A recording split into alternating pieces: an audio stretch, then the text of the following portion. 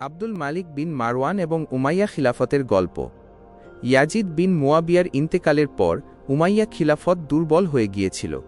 হজরত আবদুল্লাহ বিন জুবায়ের রাশিউল্লাহু মক্কা শরীফে খিলাফতের ঘোষণা দিয়েছিলেন এবং হেজাজ, ইরাক ও মিশরের অনেক এলাকার মানুষ তাঁর কথা মেনে নিয়েছিলেন। অন্যদিকে সিরিয়ায় উমাইয়া পরিবারে অনেক বিশৃঙ্খলা চলছিল। মারওয়ান বিন হাকাম খিলাফতের দায়িত্ব নিয়ে উমাইয়াদের এক করার চেষ্টা করেন, কিন্তু দ্রুতই তার মৃত্যু হয়। তারপর তার ছেলে আব্দুল মালিক বিন মারওয়ান খলিফা হন। আব্দুল মালিক ছিলেন একজন অনেক জ্ঞানী, দূরদর্শী এবং দক্ষ শাসক। তিনি বলেছিলেন, আমি উমাইয়া খিলাফতকে আবার শক্তিশালী করব। তার সময় অনেক বিদ্রোহ হয়েছিল।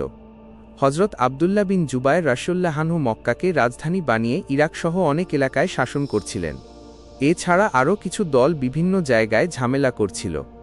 আব্দুল মালিক এই বিদ্রোহগুলো থামানোর জন্য তার সেনাপতি হাজ্জাজ বিন ইউসুফকে দায়িত্ব দেন। হাজ্জাজ মক্কা শহরকে শক্তভাবে ঘেরাও করে ফেলে এবং পাথর ছোড়ার যন্ত্র দিয়ে কাবা শরীফের ওপর পাথর বর্ষণ করে। অনেক বড় যুদ্ধের পর হজরত আবদুল্লাহ বিন জুবায়ের রাজিয়াল্লাহু আনহু শহীদ হন।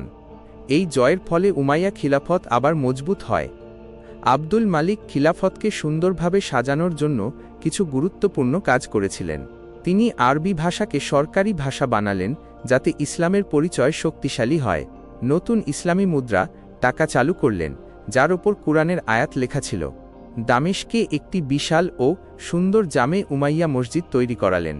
জেরুজালেমে কুব্বাতুস সাখরা, ডোম অব দ্য রক তৈরি করালেন, যা আজও ইসলামী কারুশৈলীর এক অনন্য নিদর্শন।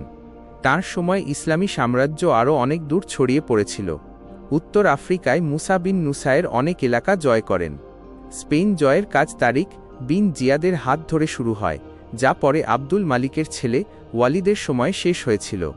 মধ্য এশিয়াতেও ইসলামী বিজয় চলতে থাকে।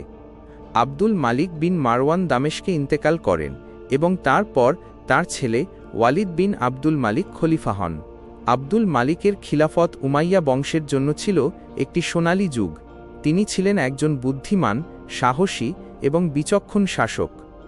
এই গল্প আমাদের শেখায় যে নেতৃত্ব দেওয়ার জন্য জ্ঞান, সাহস এবং সঠিক পরিকল্পনার প্রয়োজন। আব্দুল মালিক বিশৃঙ্খলার সময়েও জাতিকে গুছিয়েছিলেন এবং ইসলামী রাষ্ট্রকে একটি মজবুত ভিত্তির ওপর দাঁড় করিয়েছিলেন।